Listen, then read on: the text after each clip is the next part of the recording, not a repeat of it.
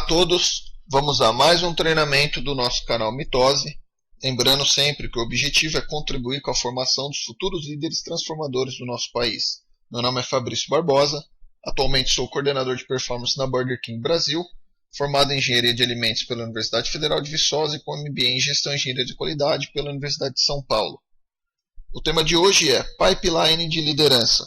E o objetivo desse treinamento é descrever como desobstruir o pipeline de liderança da sua organização e facilitar o seu próprio crescimento como líder. Pois bem, recrutar talentos externos para preencher cargos chaves não tem funcionado tão bem quanto se esperava. Inadequações quanto à cultura organizacional, falta de uma rede de relacionamentos, ressentimento de funcionários antigos que queriam ou esperavam ocupar o cargo, e novos contratados mais preocupados com a próxima promoção do que no trabalho em si são apenas alguns desses problemas. A situação de contratação externa de maior risco envolve pessoas que estão mudando de empresa e de nível ao mesmo tempo. Quanto mais as pessoas realizam, maior é o aprendizado. A disposição a enfrentar desafios novos aumenta conforme os desafios atuais são superados. Estimulados pela natureza mutável do trabalho, por oportunidades globais e aprendizado online, o potencial das pessoas muda diversas vezes ao longo de uma carreira. Elas podem e conseguem se reinventar. Empresas que investem em desenvolver os próprios líderes acabam obtendo vantagem competitiva. Isso se torna possível por meio do empenho em facilitar as transições de liderança pelo pipeline, reconhecendo que a liderança gira em torno de dominar certos valores e habilidades em cada nível de liderança do pipeline. Cada passagem de liderança requer habilidades, gerenciamento de tempo e valores específicos. Mas afinal, o que é o pipeline de liderança? As 6 passagens da liderança. As 6 curvas do pipeline que discutiremos aqui são grandes eventos na carreira de um líder. Elas representam passagens importantes que não se pode dominar em um dia ou fazendo um curso. O objetivo desse treinamento é ajudá-la a se familiarizar com as habilidades, o gerenciamento de tempo e os valores profissionais exigidos por cada uma dessas passagens. Ao entender o que essas passagens implicam e os desafios envolvidos em cada transição da liderança, você estará em melhor posição para usar essas informações a fim de desobstruir o pipeline de liderança da sua organização e facilitar o seu próprio crescimento como líder. Percorrer essas passagens ajuda os gestores a desenvolver força emocional à medida que assumem tarefas de complexidade e alcances crescentes. Portanto, vamos ao nosso primeiro capítulo, que é a passagem 1, de gerenciar a si mesmo a gerenciar outros. Do ponto de vista de gerenciamento de tempo, o aprendizado envolve planejamento, concluir o trabalho a tempo, pontualidade, conteúdo, qualidade e confiabilidade. Os valores profissionais a serem desenvolvidos incluem incorporação da cultura da empresa e a adoção de padrões profissionais. Quando os funcionários produzem bons resultados, demonstrando a capacidade de colaborar uns com os outros, recebem responsabilidades adicionais.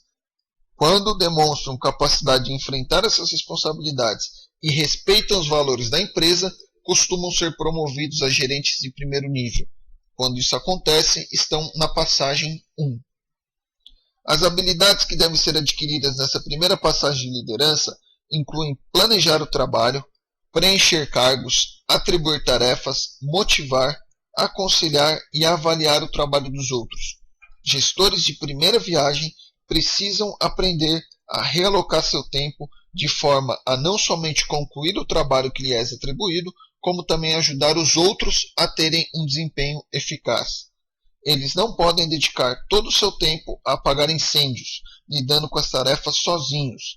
Devem mudar de realizar o trabalho para fazer com que o trabalho seja realizado por outras pessoas.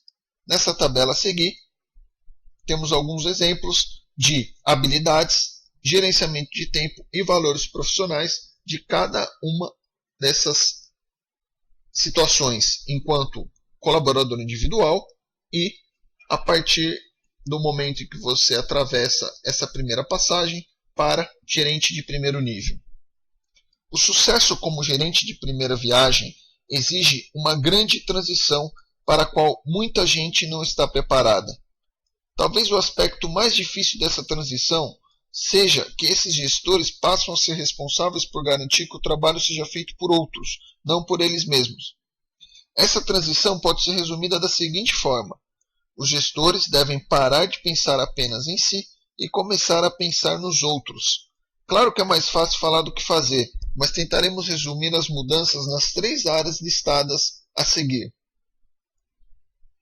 Definir e atribuir o trabalho a ser realizado, incluindo comunicar-se com o chefe e os outros sobre as necessidades ou expectativas, o planejamento, a organização, a seleção do pessoal e a delegação de tarefas. Gerentes de primeiro nível, que sabem como definir bem um cargo ou uma função, podem reduzir a preocupação dos subordinados e fazer com que se sintam confiantes acerca de uma atribuição.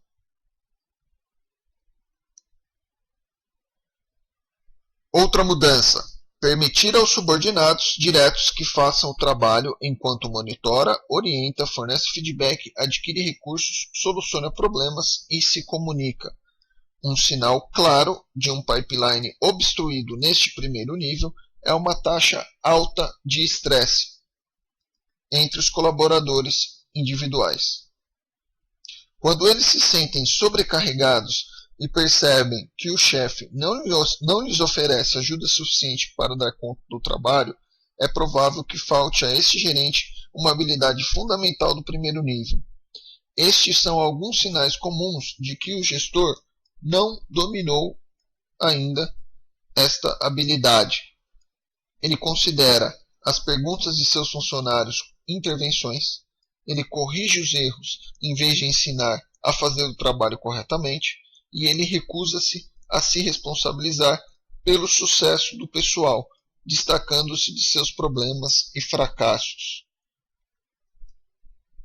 Ajudar as pessoas a fazer o trabalho implica prestar atenção. Monitorar o que vem sendo feito e como vem sendo feito exige tempo e esforço. Os gestores precisam ter conversas regulares com as pessoas, bem como observar de perto o fluxo de trabalho. Precisam perguntar sobre o que está atrapalhando a conclusão eficaz das tarefas ou o que poderia facilitar o processo. Monitorar precisa ser um processo ativo e não passivo.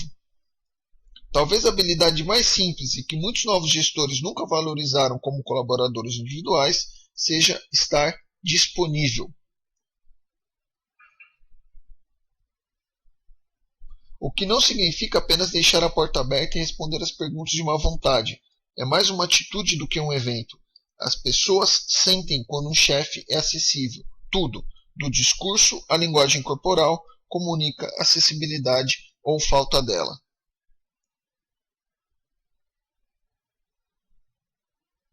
Desenvolver contatos sociais estabelecendo relacionamentos com subordinados diretos, chefes e grupos de apoio, buscando promover diálogos abertos e confiança, é outra atribuição esperada desse primeiro nível de liderança.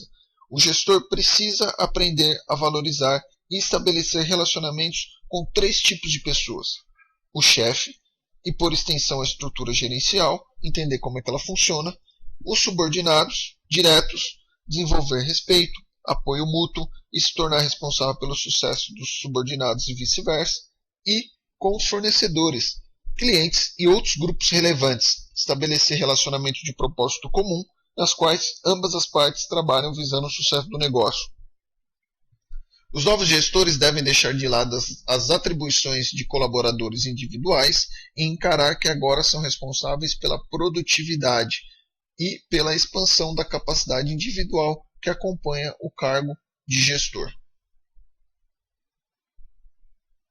Sendo assim, passamos então ao próximo nível de liderança, que é a passagem 2, de gerenciar os outros a gerenciar gestores.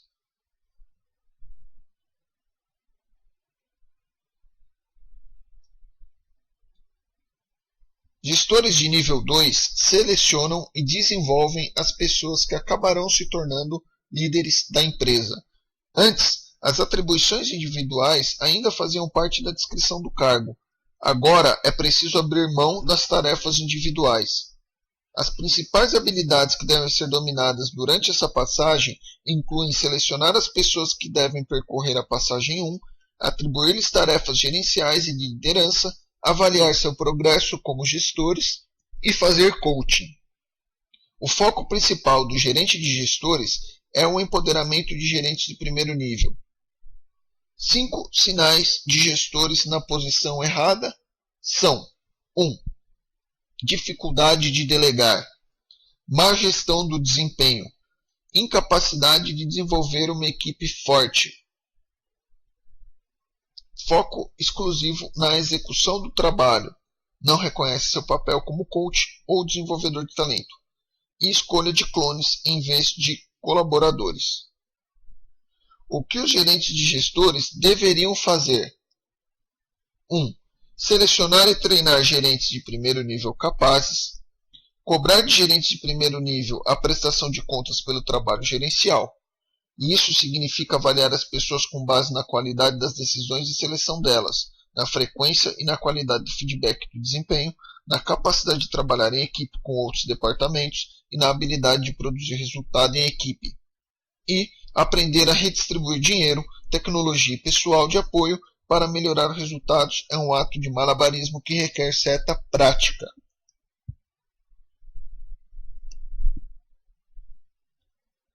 O gerente de gestores deve ser um destruidor de feudos, derrubando as fronteiras que interrompem o fluxo de trabalho e informações entre diferentes funções e equipes. Quando você se importa, as pessoas sentem, e esse é um aspecto bastante importante da liderança nesse e em outros níveis. Quando o coaching e o cuidado estão ausentes e as pressões são intensas, a rotatividade é alta e as pessoas saem em busca de empresas que ofereçam ambientes mais favoráveis ao aprendizado e ao crescimento. Gerentes de gestores são responsáveis por conectar as próprias unidades entre si e também as unidades subordinadas a colegas. A capacidade de ver e entender como o trabalho flui, o que precisa ser conectado e onde fazer essa conexão é fundamental para o sucesso na resolução de problemas e no desenvolvimento da organização. Gerentes de gestores devem enxergar a organização como um todo e entender como ela precisa funcionar. Essa capacidade não deve ser subestimada e é muito difícil de ensinar. Agora, portanto, vamos à passagem 3, que significa passar de gerente de gestores a gestor funcional.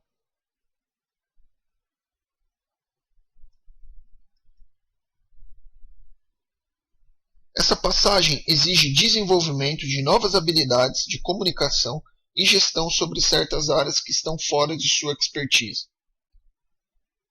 O gestor funcional sabe que não dispõe de todas as informações necessárias e não tem certeza de que as que dispõe estejam corretas. Ele precisa, portanto, tornar-se um hábil intérprete e caçador de informações se quiser ter sucesso nesse nível. Tudo isso exige uma maturidade de liderança para a qual ninguém o preparou.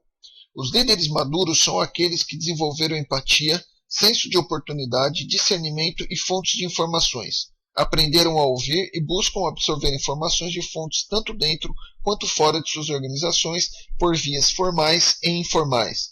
Aprenderam a conversar com seu pessoal e corrigi-lo, sem sufocar a criatividade ou impedir que sejam assumidos riscos calculados. Reconhecem a importância do pensamento de longo prazo, sem se esquecer do curto prazo.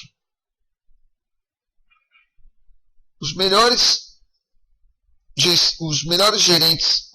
gestores funcionais são aqueles que pensam com estratégia e gerenciam com a divisão funcional inteira em mente. Escutar é um marco inconfundível de um líder maduro e requer paciência, empatia e disponibilidade. Obviamente, gestores funcionais também precisam se comunicar com seu pessoal. Nesse nível de liderança, não há lugar para gestores inexpressivos, isolados ou que só conseguem se comunicar com seus subordinados diretos. Gestores funcionais precisam lidar com muitas questões novas e nada familiares. Valorizar o que é novo e desconhecido é um desafio sobretudo para gestores funcionais jovens, agressivos e ambiciosos. Imaturos costumam cair na armadilha de achar que precisam saber todas as respostas. sentindo que precisam justificar a promoção, começam a obstruir o pipeline de liderança desde o primeiro dia no cargo. O ideal é que os líderes funcionais sejam pessoas que adoram aprender aquilo que não sabem. Agora, vamos à passagem 4, que é de gestor funcional a gestor de negócios. Qualquer pessoa que passa da gestão funcional para a gestão de negócios, ela é exposta a um choque de liderança. E ela precisa mudar a forma de pensar, lidar com a complexidade e aprender a valorizar todas as áreas e divisões da companhia. Além disso, tem de lidar com a elevada visibilidade e encarar o desafio do comércio eletrônico. A maior mudança é deixar de olhar para os planos e propostas funcionalmente, de tal maneira que o pensamento em volta disso é a possibilidade de fazer tal coisa do ponto de vista técnico, profissional ou físico, e adotar uma perspectiva de lucro ou uma visão de longo prazo, ou seja, questionar-se se o lucro é sustentável. Gestores de negócios precisam atingir metas de lucro trimestral, de participação de mercado, de produtos e de pessoal, ao mesmo tempo que planejam metas para os próximos 3 a 5 anos. O paradoxo de equilibrar o pensamento de curto e de longo prazo atormenta muitos líderes nessa curva, razão pela qual um dos requisitos nesse nível é dispor de tempo para pensar. Os gestores precisam parar de executar a cada segundo do dia e reservar tempo para reflexão e análise. Gestores de negócios precisam aprender a confiar em todos os gestores funcionais, aceitar conselhos e receber feedback deles, ainda que eles mesmos nunca tenham passado por essas funções.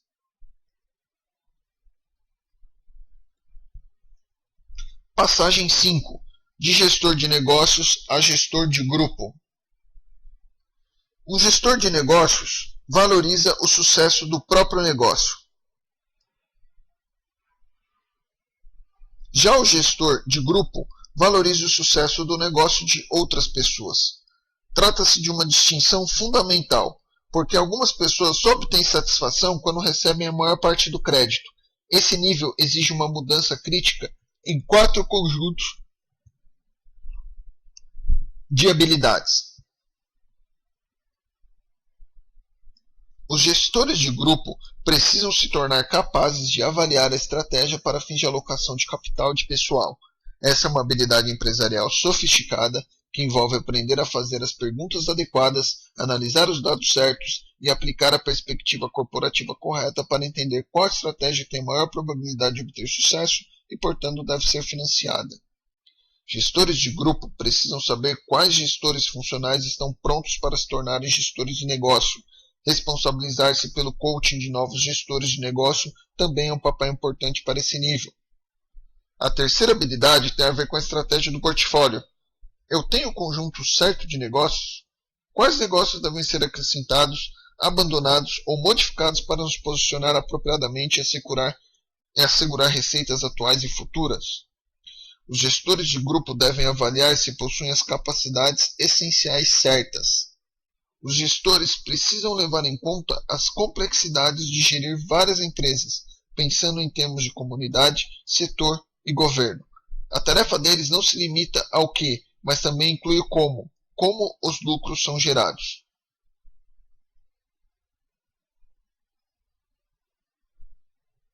Os gestores de grupo devem valorizar o sucesso de outras pessoas e de seus negócios, gerenciar e desenvolver gestores de negócios, conectar o negócio à corporação, distribuir o capital corporativo estrategicamente entre os negócios e gerenciar o inexplorado, refletir e elaborar estratégias sobre o que é invisível. Sinais de alerta, ou seja, comportamentos que indicam que ainda não realizaram a transição necessária. Agir como gerentes gerais do negócio, não como executivos de grupo, ignorar o inexplorado e deixar passar oportunidades de desenvolvimento dos gestores de negócio. Por fim, a última passagem, que é a passagem 6. que é de gestor de grupo a gestor corporativo.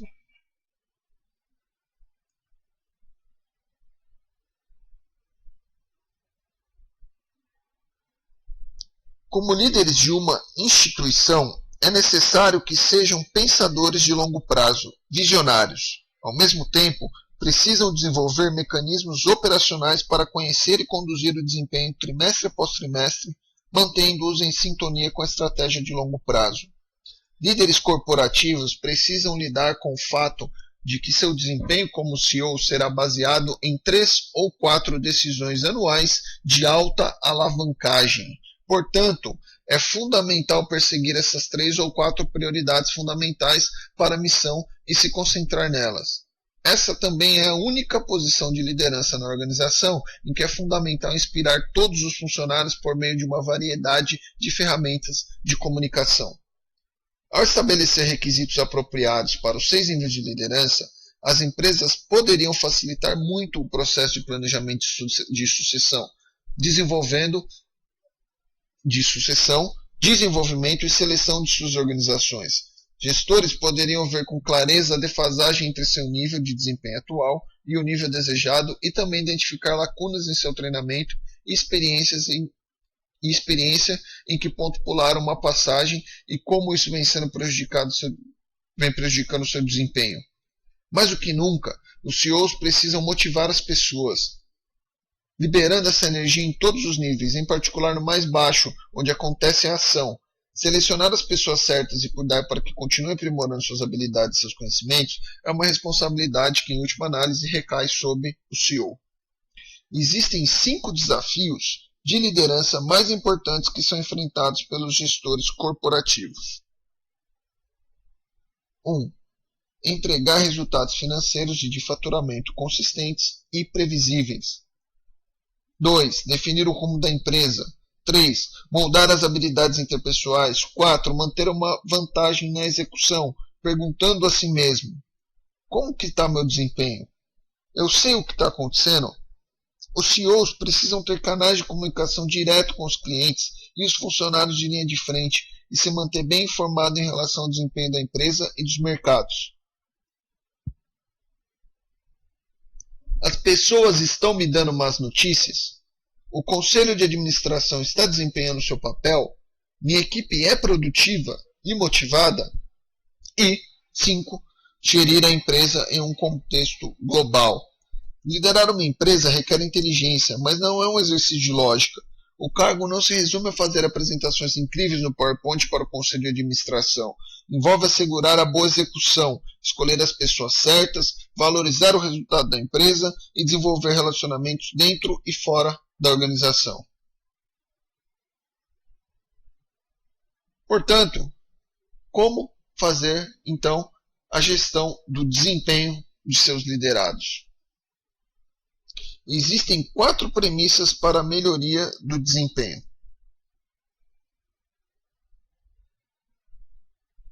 Lacunas de desempenho sempre surgirão quando alguém assumir um novo nível de liderança. O desenvolvimento tem que prosseguir até que o desempenho pleno seja alcançado. Aqueles com desempenho pleno devem ser recompensados. Aqueles com desempenho pleno devem ser testados e promovidos caso demonstrem excesso de capacidade. Para alcançar o desempenho pleno, comece com o chefe, não com o subordinado. Os chefes precisam se perguntar o que estão fazendo ou deixando de fazer que prejudica o desenvolvimento da liderança e o desempenho de seus subordinados. Alguns sinais de que algo está errado. 1. A estrutura organizacional é inadequada. 2. A definição de cargos é insatisfatória. Deixar pessoas-chave de fora dos processos que as afetam. Responsabilizar sem dar autoridade e alocar as pessoas de maneira imprópria.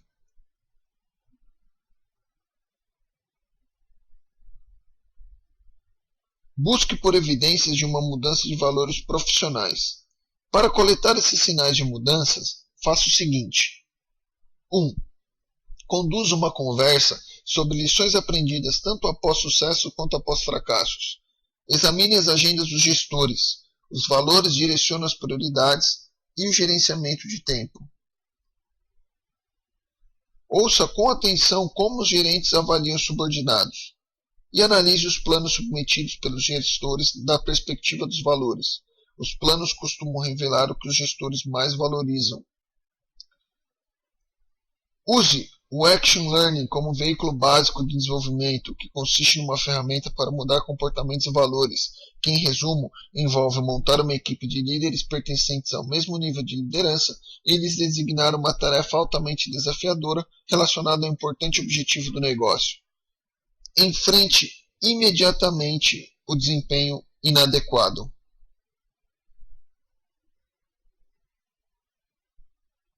Não enfrentar as lacunas de desempenho inadequado de imediato, por exemplo, logo que alguém é promovido a um novo cargo de liderança, faz parecer que a organização não dá grande importância às passagens de liderança. A conversa sobre desempenho mais importante em qualquer ano é aquela realizada no fim do primeiro mês, quando ainda resta muito tempo para fazer correções ou recuperar o terreno perdido. A segunda conversa mais importante vem no fim do segundo mês. E finalmente, falando então de planejamento de sucessão.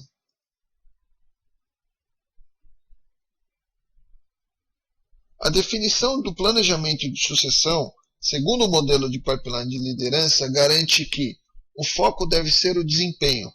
O alto desempenho no presente é a porta de entrada para o crescimento e o desenvolvimento do futuro. É muito comum as organizações empurrarem pessoas de alto potencial para o pipeline de liderança, o que pode causar problemas, porque muitas delas serão incapazes de apresentar bom desempenho em níveis de liderança apropriados. Alguns candidatos podem se enquadrar no perfil de líder, mas, se não demonstrarem alto nível de desempenho, ponha um ponto de interrogação em suas fichas. O pipeline exige um fluxo contínuo. Todos os níveis de liderança precisam ser incluídos. As passagens do pipeline devem ser plenamente entendidas e comunicadas. O curto e o longo prazos precisam ser considerados simultaneamente. O pipeline não é um tubo reto, mas um duto com 6 curvas ou passagens de 90 graus. Em cada uma, é preciso desacelerar, refletir, aprender e se desenvolver. As causas mais comuns no fracasso individual da liderança são: selecionar a pessoa errada, deixar profissionais com desempenho ruim por tempo demais no cargo, não ouvir ou não procurar feedback e definir mal os cargos. Gerar resultados em um nível não deve ser a única razão para selecionar alguém para um cargo de nível mais alto.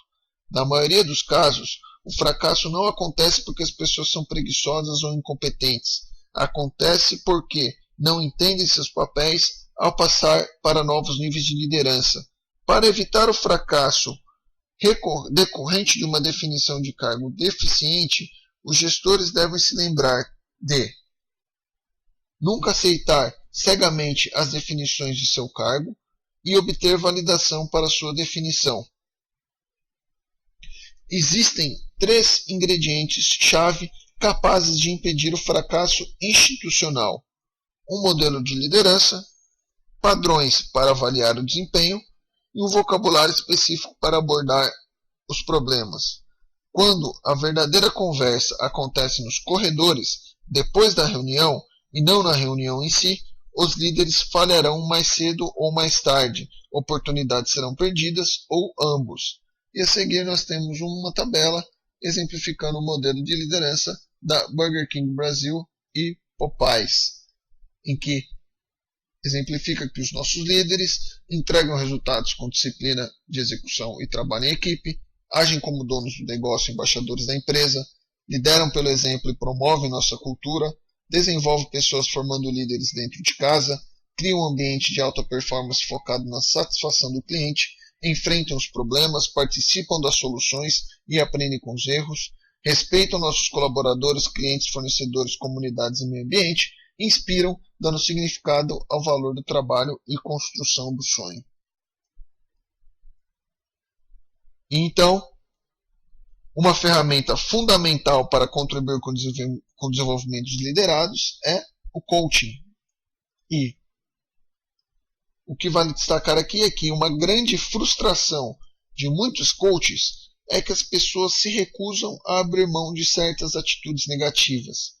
Os coaches precisam transmitir uma compreensão mais profunda dos motivos pelos quais os gestores precisam abandonar essas formas antigas de agir e promover a reflexão sobre por que abrir mão é fundamental para a sua carreira e organização. O modelo de pipeline de liderança facilita esses dois objetivos. Existem muitos motivos superficiais pelos quais se pede que os gestores mudem. O modelo de pipeline de liderança oferece aos coaches uma forma de ir mais a fundo.